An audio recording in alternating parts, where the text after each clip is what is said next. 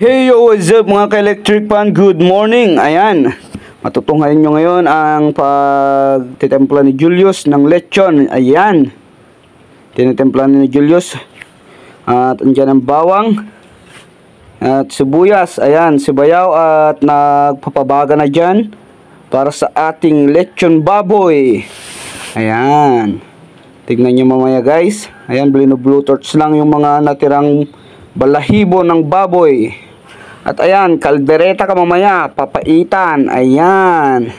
At andyan si Armin, nagprepare ng luya.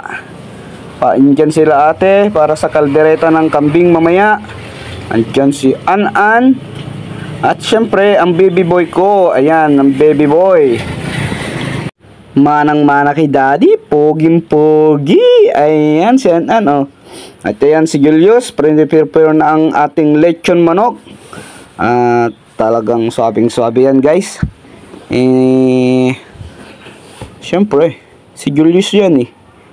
Sa mga gustong magpalechon kay Julius, kontakin nyo lang siya guys. At ayan, ang kambing, ayan si Pogs. Busy sa pagkan ng kambing. At ayan dyan si ka-electric fan, ayan. Si ka-electric fan nagpapaikot ng lechon. Ayan ang lechon natin. Ayan. At ang lechon manok andyan oh. Sarap-sarap. At andyan yung pang imbaliktad mamaya. Imbaliktad or tinuno yan. Ayan. Ayan. Final kwan. Luto na po ang ating lechon. Ayan. Ang kasarap. Sarap-sarap naman yun. Insun. At ayan oh. Dinakdakan boy. Sarap yan boy. G-boy. G-boy. Ayan. At may isda pa dyan oh. Isda.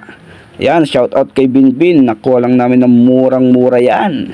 Sa lahat ng gustong mag-order kay Binbin. Ayan. Kontakin ninyo na siya. Ayan. Thank you for watching mga ka-electric fan. I love you all. Mwah.